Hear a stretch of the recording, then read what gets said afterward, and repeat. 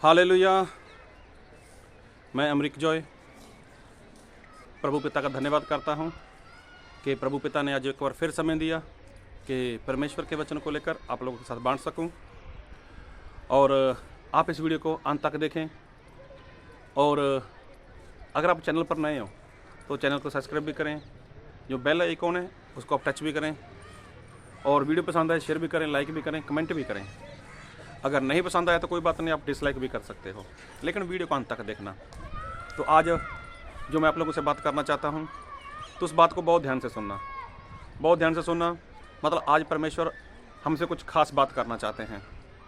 तो ये बात उन दिनों की है कि जब इज़राइल प्रजा वो मिस्र देश की गुलामी में थी। जब इज़राइल प्रजा के लोग मिस्र देश के गुलाम थे, तब परमेश्वर ने अपने दास मूसा को वहाँ पर भेजा था, और मूसा के द्वारा परमेश्वर ने वहाँ पर बहुत सारे चिन्ह चमत्कार किए थे। पानी का लहू बना दिया, वहाँ पर मेंढक आ गई, जुएँ आ गई, ओले गिरे, ऐसे बहुत सारा जो काम थे वो परमेश्वर ने वहाँ पर करके दिखाए।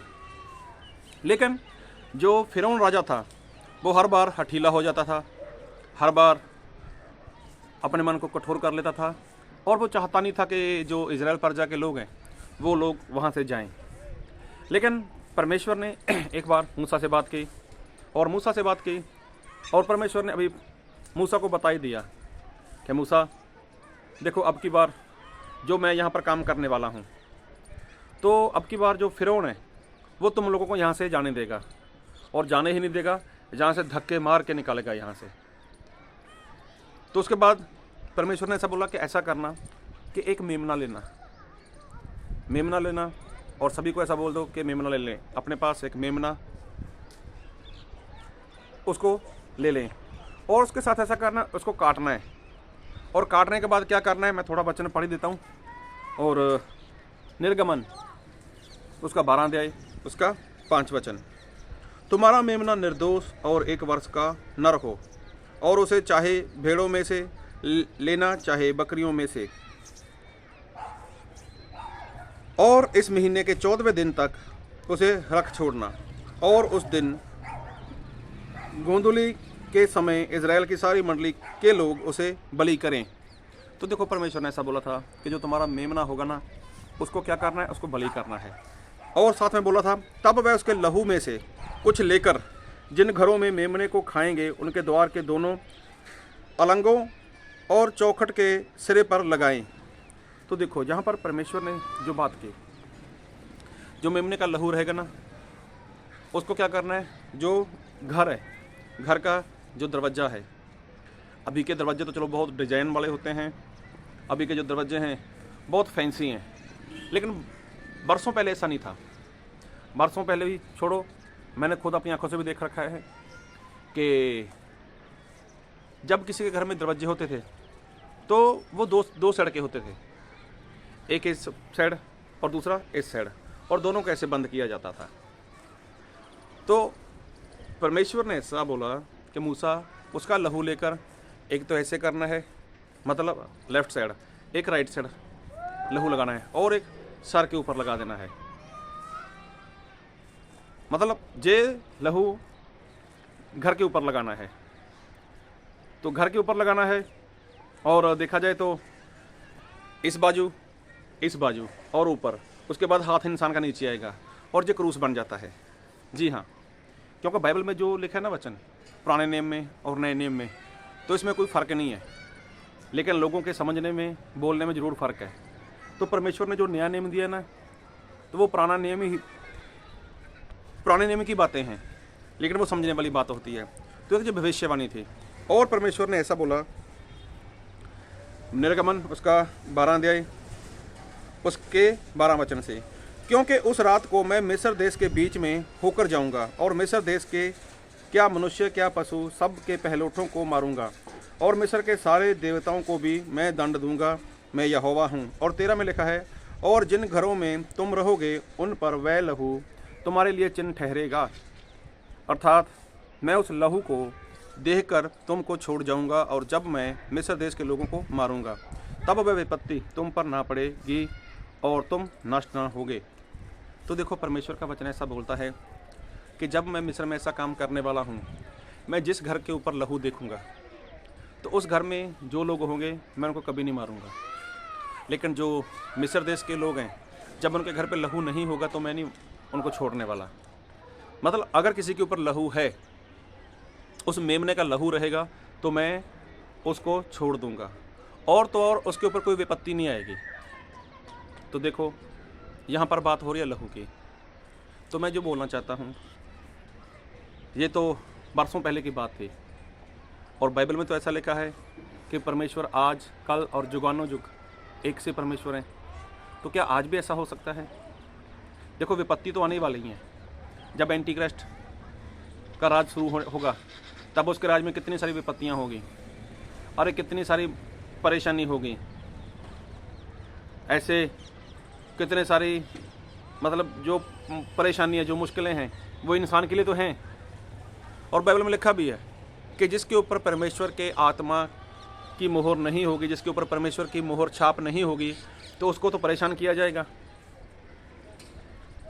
लेकिन मैं एक बात ये कहना चाहता हूँ कि जब परमेश्वर ने पुराने नियम में, निर्गमन में मूसा को बोला कि जिस घर के ऊपर लहू होगा और मेमने का लहू होगा तो उस घर के ऊपर ना तो विपत्ति आएगी, ना उस घर में कोई मौत होगी, क्योंकि रात को मौत का फरिश्ता वहाँ से निकलेगा और उन सभी लोगों को वो मार डालेगा। तो मैं एक बात पूछना चाहता हूँ, क्या आप लोगों ने वो लहू अपने घर के ऊपर लगाया हुआ है?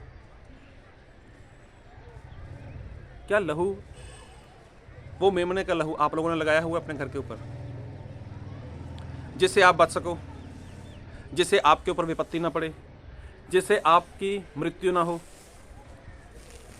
तो सही में देखा जाए वो बरसों पहले की बात थी, और जो कोई ऐसी बात नहीं थी, ये एक भविष्यवाणी थी, भविष्य वचन था जो परमेश्वर आने वाले समय में पूरा करने वाले थे। तो जिस तरह से हम लोगों ने पढ़ा, जिस तरह से मैंने बताया कि जो लहू है उसको इस साइड लगाना है, उसको इस साइड लगाना है और ऊपर लगाना है, उसके बाद इंसान का हाथ नीचे आता है तो ये क्रूस बन जाता है। और जो मेमना है सही में वो है क्या? मैं आपके लिए वचन पढ़ना चाहता हूँ, पहला कुरिन्थियों उसका 5 अध्याय उसका 7 वचन। पुराना खमीर निकाल कर अपने आप को शुद्ध करो कि नया गूंदा हुआ आटा बन जाओ, ताकि तुम अखमीरी हो, क्योंकि हमारा भी फसह जो मसीह है बलिदान हुआ। तो देखो फसह का जो मेमना है वो क्या हुआ है? वो बलिदान हुआ है। और फसह का मेमना मतलब वो तो प्रभु यीशु मसीह, अगर प्रकाशित वाक्य में पढ़ोगे तो प्रभु यीशु मसीह के लिए मेमना बोला गया है। यूहन्ना बपतिस्मा देने वाले ने भी यही बोला था, देखो परमेश्वर का मेमना जो सारे जगत का, सारे संसार का पाप अपने ऊपर ले जाएगा। तो प्रभु यीशु मसीह का तो बलिदान हुआ है, प्रभु यीशु मसीह ने तो बलिदान दिया अपना, और प्रभु यीशु मसीह का बलिदान ऐसे थोड़ी ना हुआ है। तो प्रभु यीशु मसीह ने भी अपना लहू बहाया है। जी हाँ, बाइबल में लिखा है कि प्रभु यीशु मसीह का लहू सारे पाप से शुद्ध करता है। प्रभु यीशु मसीह का लहू सारे पाप से शुद्ध करता है। तो देखो प्रभु यीशु मसीह ने नए नियम में भी यही बोला है कि मेरा लहू ये बहुतों की खातिर बहाया जाता है। तो क्या आज आपके ऊपर वो लहू आ चुका है? लहू प्रभु यीशु मसीह का, प्रभु यीशु मसीह मेमना है। तो क्या लहू आपके ऊपर आ चुका है?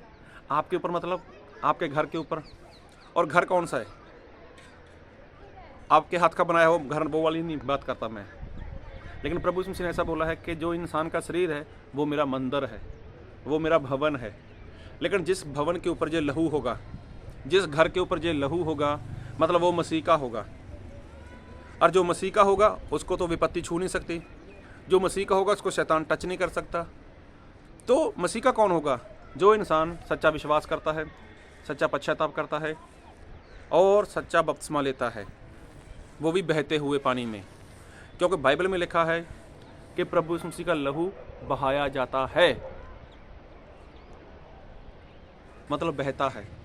तो प्रभु यीशु मसीह के नाम में अगर जो इंसान बपतिस्मा लेता है, मतलब पिता, पुत्र, पवित्र आत्मा के नाम में, तो क्या आपका बपतिस्मा बहते हुए पानी में हुआ था? ये बात बहुत बड़ी है, लेकिन वीडियो बहुत बड़ा चल जाएगा। लेकिन मैं ये कहना चाहता हूँ, क्या वो लहू आपके ऊपर आया है? अगर आप यूहन्ना की पत्री पढ़ते हो, पहली पत्री, तो वहाँ पर भी लिखा है, परमेश्वर का दास बोलता है कि अगर आप वचन में हो, मतलब प्रकाश में हो, तो आपकी परमेश्वर के साथ संगति है। और उसके पुत्र का लहू हमको सारे पाप से शुद्ध करता है। तो इंसान के ऊपर जब लहू आता है तो वो शुद्ध होता है। अभी घर, ये इंसान का जो शरीर है, ये परमेश्वर इसको घर बोलते हैं। तो क्या इसके ऊपर लहू आ चुका है? क्या इसके ऊपर प्रभु यीशु मसीह का लहू आया हुआ है? अगर नहीं आया तो जो आने वाला समय है ना, एंटी क्राइस्ट का समय है, आने वाले समय जो विपत्तियां हैं, वो उसका सामना करना बहुत मुश्किल हो जाएगा। जो आने वाला समय है उसमें ना जाने कितनी सारी विपत्तियां हैं। अगर आप प्रकाशित वाक्य पढ़ोगे ना तो वहाँ पर पता चल जाएगा कि कितनी सारी विपत्तियां हैं। तो उन विपत्तियों से बचने के लिए, उस मौत से बचने के लिए तो क्या करना पड़ेगा? इस घर के ऊपर लहू लगाना पड़ेगा। मतलब ये जो इंसान का शरीर है, इसके ऊपर लहू लगाना पड़ेगा। किसका? वो फसा का मेमना है। जो फसा मतलब जो उन लोगों में तिहार था, और मेमना मतलब वो तो प्रभु यीशु मसीह। तो प्रभु यीशु मसीह जो बलिदान हुए हैं, तो मतलब प्रभु यीशु मसीह ने लहू बहाया है। तो उसी लहू में क्या करना होगा? आपको शुद्ध होना होगा। उसी लहू से आपको पाक होना पड़ेगा, साफ होना पड़ेगा, शुद्ध होना पड़ेगा। तो जब ऐसा करोगे तो सर के बाल से लेकर पाँव की एड़ी तक आप प्रभु यीशु मसीह के लहू में डूब जाते हो। तो जब मौत का फरिश्ता आएगा, तो फिर जब वो आपके ऊपर लहू देखेगा तो वहाँ पर कोई विपत्ति नहीं आएगी, वहाँ पर कोई मौत नहीं आएगी। अभी आप देखो, आपके ऊपर प्रभु यीशु मसीह का लहू आया या नहीं आया? आपने अपने घर के ऊपर प्रभु यीशु मसीह का लहू लगाया या नहीं लगाया? आपके परिवार में कितने लोग बाकी हैं? अरे वो विपत्तियाँ बहुत भयानक हैं, वो समय बहुत खतरनाक है। तो आप लोग देखो, आप लोग जानो, आप लोग समझो कि वो विपत्तियाँ, वो समय कितना भयानक होगा। तो प्रभु यीशु मसीह ने जो नए नियम में बोला है ना, वही पुराने नियम में बोला है। जो पुराने नियम में बोला है ना, वही बातें प्रभु यीशु मसीह ने नए नियम में बोली हैं। तो वहाँ पर जो पढ़ा है, सुना है और पढ़ भी सकते हो, तो वो सारी एक भविष्य वचन था, जो भविष्य में वचन पूरा होना था। मतलब प्रभु यीशु मसीह वही बलिदान होने वाले थे, उन्होंने ही मतलब अपना लहू बहाना था, और प्रभु यीशु मसीह के लहू के द्वारा ही पापों की क्षमा थी। तो क्या आपको पापों की क्षमा मिल चुकी है? क्या आपने पवित्र आत्मा पा लिया है? अगर नहीं तो अभी भी आप अपनी आंखें खोल सकते हो, अभी भी आप अपने जीवन में सुधार ला सकते हो, ताकि परमेश्वर आपको बहुत आशीष दे। और हाँ, अगर आप मेरे से कोई बातचीत करना चाहते हो तो कोई बात नहीं, आप समय निकालो, मैं आप लोगों के साथ बातचीत करना चाहता हूँ और मैं आपके साथ बात कर सकता हूँ। तो प्रभु आप सभी को बहुत आशीष दे। आमीन।